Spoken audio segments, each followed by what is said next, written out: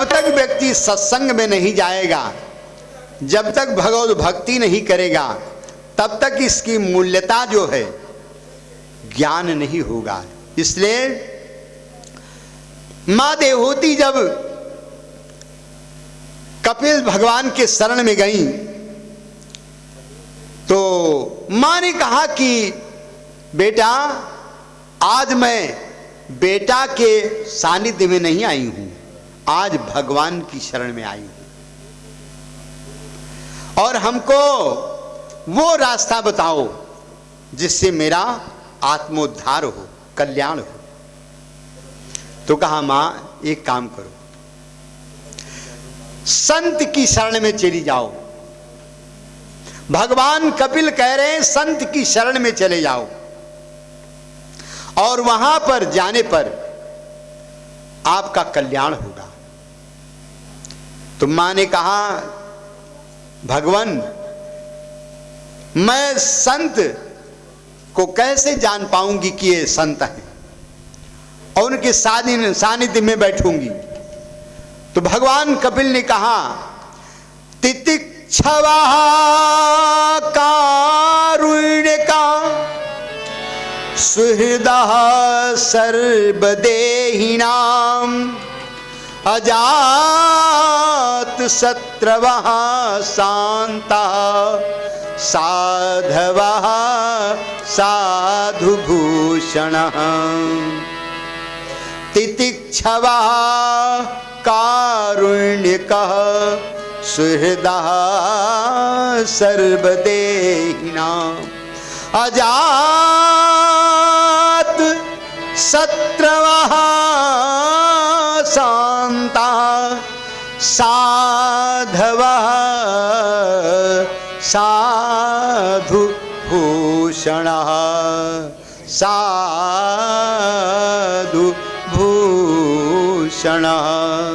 तितिक्षवा, तितिर्षु इच्छा तितिक्षवा, माने भगवान से तीव्र मिलन की इच्छा, गुरु से तीव्र मिलने की इच्छा, किसी तीर्थ में जाने की तीव्र इच्छा, किसी मंदिर देवालय को जाने की तीव्र इच्छा, उसको तितिक्षवा कहते हैं।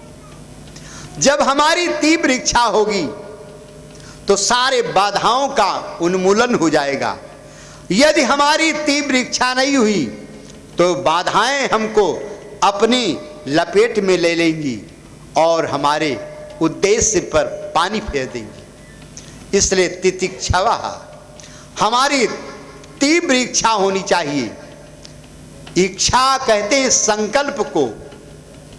यदि हमारा संकल्प मजबूत नहीं है, यदि हमारा उद्देश्य मजबूत नहीं है, जैसे बालक, मां ने कहा बेटा जाओ पढ़ाओ,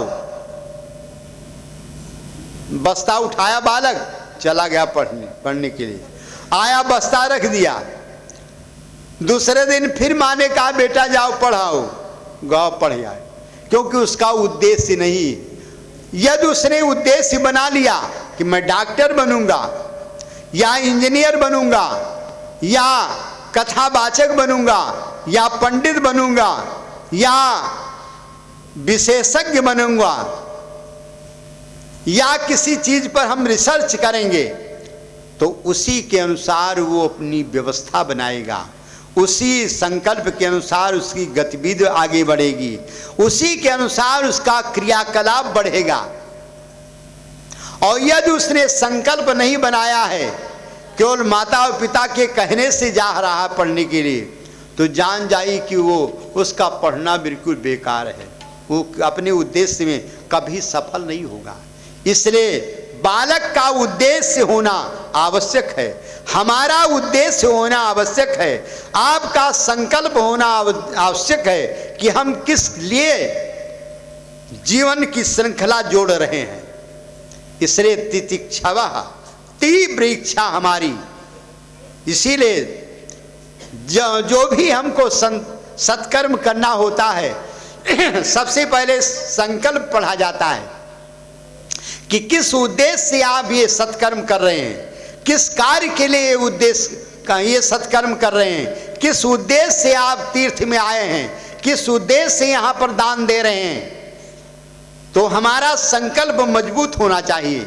और यदि संकल्प मजबूत नहीं है तो उसका पूरा का पूरा जीवन बिल्कुल बेकार है।